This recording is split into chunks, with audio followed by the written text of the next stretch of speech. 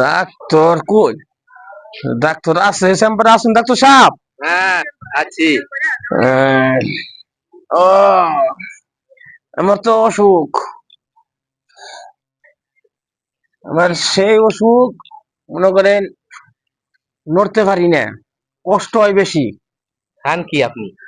আমি খাইলো সকালে 6 আলি ডিম, আর হইতেছে 10 আলি কলা, 4টা মুরগি, আর হলো 2 কেজি গরু মাংস। এটা হলো আমার খাবার। কিন্তু আমি তো শরীরে নড়তে পারি না, সমস্যা।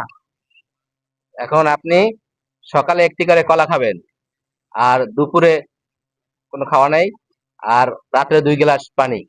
তা আমি তো 10 আলি করে কলা খাই। আপনি এটা কলা খাবার কইতেছেন? একটা করে কলা। ওষুধ কে দেয়? হ্যাঁ।